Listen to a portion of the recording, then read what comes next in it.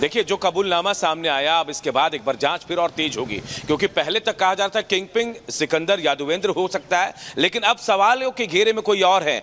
जैसा आपने सुना डिप्टी सीएम विजय सिन्हा को, उनके कहने पर अब ये जो सुई है प्रीतम के ऊपर घूम रही। कौन है ये प्रीतम? और जो सवाल उठाए जा रहे हैं कि डिप्टी सीएम, पूर्व डिप्टी सीएम जो है उनके करीबी हैं, अगर ऐसा हुआ तो पूरे जो मामला कहीं और शिफ्ट हो जाएगा। दूसरी तरफ मंत्री जी जिनका जिक्र मैं कर रहा हूं कि अनुराग यादव के रजिस्टर में जहां नाम था वो मंत्री जी का जिक्र था, ये कौन मंत्री हैं? पूर्व मंत्री हैं या मौजूदा वक्त में मंत्री हैं? ये सवाल भी बहुत अहम है। इनका सवाल अब ढूंढा जा रहा है, क्योंकि इस मामले में जांच अब तेज हो गई है। एक बार फिर तमाम लोगों से पूछताछ की जाएगी और एक एक कड़ी जोड़ने की कोशिश की जाएगी।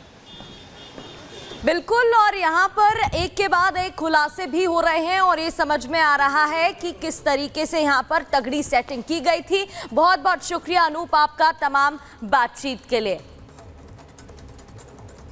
तो कुल मिलाकर पटना के एक गेस्ट हाउस में ये पूरी पटकथा रची गई है। बच्चों को बुलाया गया, उन्हें आंसर शीट रटवाया गया, बताया गया कि कल पेपर ये आएगा और आपको ये ही लिखना है। रिपोर्ट देखिए।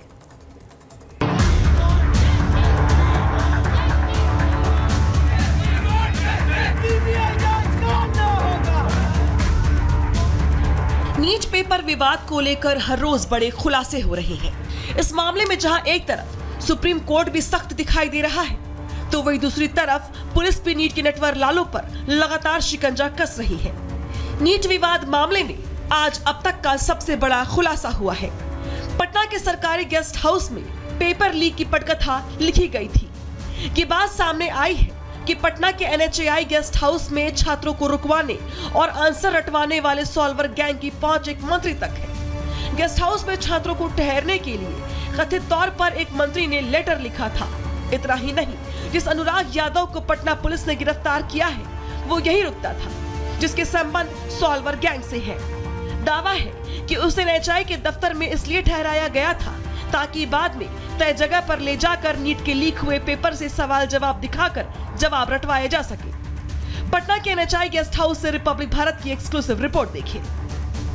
अनुराग यादव जो तथाकथित रूप से जो बच्चों एक नीट का स्टूडेंट था जो अपीयर हुआ था एग्ज़ाम में और जिसका एडमिट कार्ड मिला था रेनॉल्ट डस्टर गाड़ी से जो पुलिस ने रिकवर किया था, और उसके बाद ये जो बता रहे थे कि यहाँ पुलिस भी आई थी।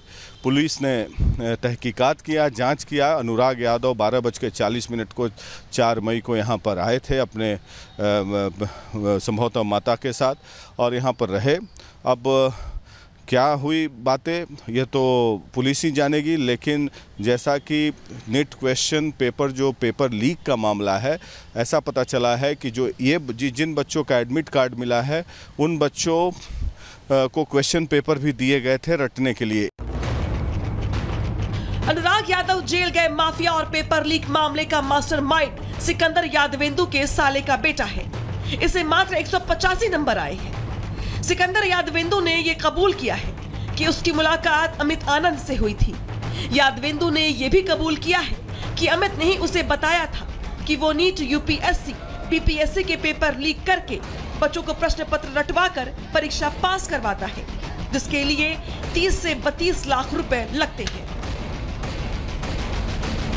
आपको बता दें कि नीट परीक्षा के वक्त ही बिहार पुलिस को पेपर लीक की जानकारी मिली थी, जिसके बाद बिहार पुलिस ने 4 अभ्यर्थियों समेत 13 लोगों को गिरफ्तार किया था। जांच के वक्त पुलिस को कुछ जले हुए पेपर के टुकड़े भी मिले थे। बाद में कहा गया कि ये टुकड़े उसी जले हुए प्रश्न पत्र के थे जिन्हें परीक्षा में आना था।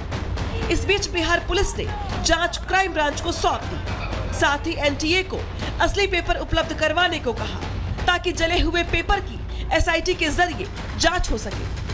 आपको बता दें कि अब इस मामले की सुनवाई सुप्रीम कोर्ट में 8 जुलाई को होनी है। हालांकि इसके पहले 18 जून को हुई सुनवाई में कोर्ट ने NTA को लताड़ लगाते हुए कहा था कि अगर सिस्टम में 0.1% की गड़बड़ी भी हुई तो हम सख्ती से निपटेंगे। Bureau report, Republic Bharat. और इसी बीच आपको बता दें, देखिए नीट पेपर लीक मामले के बाद सियासत भी जमकर हो रही है। हर कोई आरोप प्रत्यारोप कर रहा है, लेकिन इसी बीच JDU नेता का क्या कुछ कहना है वो अब आपको सुनवाते हैं। प्राप्त सूचना के अनुसार जो अनियमितता की सूचना मिली तो स्वाभाविक है छात्रों के भविष्य के साथ जो खिलवाड़ करने की जो कोशिश होती है और उसका दुष्परिणाम प्रतिभावान छात्रों को भोगना पड़ता है। केंद्र सरकार ने सम्यक फैसला लिया है, लेकिन हम यह भी अनुरोध करेंगे कि भविष्य में होने वाली परीक्षाओं में अगर इस ढंग का जो शिक्षा माफिया के द्वारा कुकृत्य किया जाता है, ऐसी सख्त व्यवस्था की जाए जिससे कि छात्रों का जो मेहनत है उस पर पानी नहीं फिरे। और इस बीच आपको बता दें, नेट परीक्षा भी रद्द हो गई है और दोबारा से परीक्षा आयोजित होगी। लेकिन इसी बीच समाजवादी पार्टी ने इस पूरे मामले को लेकर हमला बोला, कहा कि शिक्षा मंत्री इसकी जिम्मेदारी लेंगे। ये